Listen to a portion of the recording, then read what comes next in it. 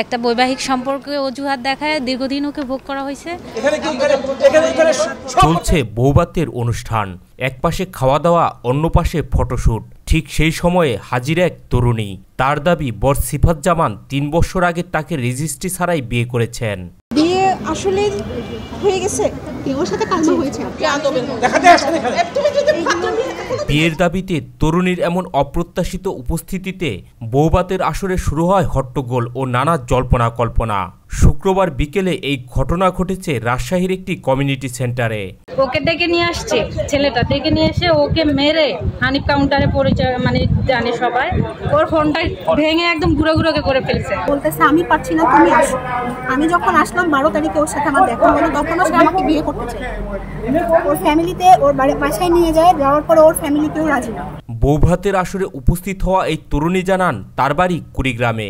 রংপুরের কারমাইকেল কলেজে পড়ার সময় তার সঙ্গে পরিচয় হয় সিফাত জামানের। সেখানেই প্রেমের শুরু। কারমাইকেলের পাঠ চুকিয়ে তিনি ঢাকায় চলে আসেন। সেখানে একটি বিশ্ববিদ্যালয়ে ফ্যাশন ডিজাইনার নিয়ে লেখাপড়া শুরু করেন। এ সময় সিফাত রংপুর থেকে রাজশাহী এসে কলেজে মাস্টার্স শেষ করেন। পরে চাকরি করতে যান নারায়ণগঞ্জে।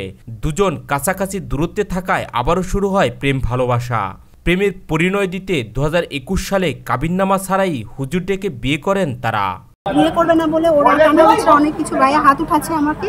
তারপরে হাত উঠানোর পরে ওখান থেকে ও আমাকে খুব নর্মালভাবে বাসা থেকে বের করে নিয়ে এসে হোটেলে রাখে। সেখানে ওর সাথে আমার অনেক কথাবার্তা, অনেক কিছু হয়। ওর ফোন যে ছিল ভিডিও করা বিয়ের কালেমা, ঠিক আছে, ওকে ডেকে নিয়ে আসছে, ছেলেটা ডেকে নিয়ে এসে ওকে মেরে হানিফ কাউন্টারে পরিচয় জানে সবাই। ওর ফোনটা ভেঙে একদম গুঁড়ো গুঁড়োকে করে ফেলছে। তরুণীর দাবি কাবিন ছাড়া 3 বছর পার হওয়ায় চলতি বছর পরিবারকে জানিয়ে ধুমধাম করে বিয়ের অনুষ্ঠান করতে সবকিছু গোছানো শুরু করলে তিনি জানতে পারেন প্রেমিক সিফাত বিয়ের প্রস্তুতি নিচ্ছেন। এ নিয়ে সিফাতের বাড়িতে হাজির হলে তার পরিবারের সদস্যরা দুর্ব্যবহার করে তাকে তাড়িয়ে দেন। পরে জানতে পারেন সিফাত বিয়ে করে ফেলেছে। রেগুলারই ওর সাথে আমার কথা হচ্ছে, সব চ্যাটিংই আছে। 18 তারিখ ও হুট করে এঙ্গেজমেন্ট করে ফেলে, অক্টোবরের 18 তারিখ।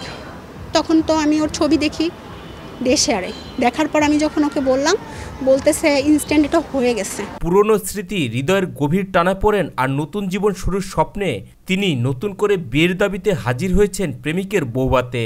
বরের আত্মীয় স্বজন প্রমাণ চাইলে তরুণী সিফাতের সঙ্গে তার তোলা ছবি ও বিভিন্ন অ্যাপসে যোগাযোগের স্ক্রিনশট দেখান।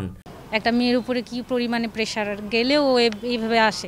এর আগেও আসছে, ওর ফ্যামিলির সাথেও বারবার কথা বলার চেষ্টা করছে। বিষয়টি নিয়ে উত্তেজনা ছড়ালে ঘটনাস্থলে আসে পুলিশ।